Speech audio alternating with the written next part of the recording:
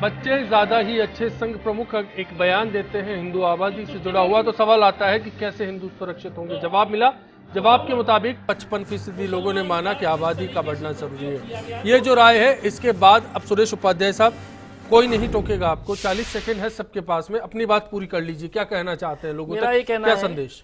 मुस्लिम धर्म के लिए, मुस्लिम धर्म के मानने वाले जो हमारे देश में रहते हैं, उनसे मेरी अपील है कि उस देश के नागरिक हैं, देशभक्त नागरिक हैं, सच्चे नागरिक हैं। इस देश के बारे में विचार करें और कल्पना करें कि ये जो एक बच्चे दो बच्चे का जो विषय है, ये सामाजिक विषय है।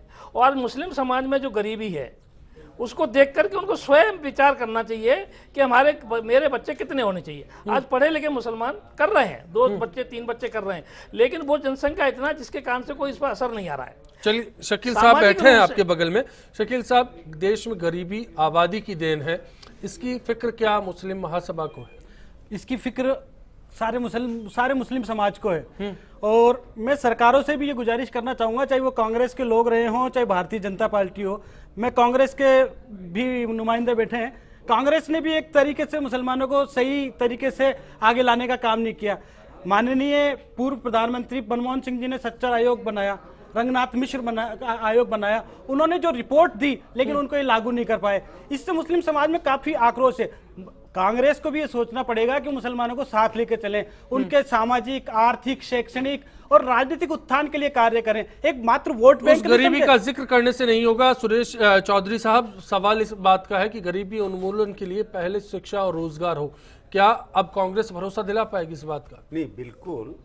कांग्रेस से अगर कहीं कमी रही है, मुसलमान भाई हो या चाहे देश का कोई भी नागरिक हो, कांग्रेस इस विचारधारा में विश्वास करती है कि सब धर्म, सब वर्ग, सब लोग सामूहिक विकास होना चाहिए जी। और जो भी गरीब तबका है, क्योंकि भारत में अल्पसंख्यक तबका गरीब तबका है, इसके लिए अलग से प्लान बननी चाहिए, शिक्षा का प्रसार करना चाहिए और इनको शिक्षा के प्रसार के माध्यम से जागृति लाके, और पूरे देश में मैं इस बात के इस पक्ष में हूं और ये तय है कि पार्टी की विचारधारा से कह रहा हूं कि जनसंख्या पे कंट्रोल होना चाहिए। जिस देश में जनसंख्या बढ़ेगी उसमें चाहे बेरोजगारी भी बढ़ेगी, चाहे तमाम व्यवस्थाएं, चाहे राष्ट्राध्यक्ष कितना ही मजबूत हो, लेकिन उन सब व्यवस्थाओं को व्यवस्थित करने के लिए साहब, विभाजन की बात नहीं, विकास की सूरत होगी। ये कैसे तय कर पाएंगे मोदी सरकार? निश्चित रूप से मोदी सरकार विकास को लेके ही आगे बढ़ रही है। जहां तक अभी आज हमने जिस बयान पर बहस शुरू की थी,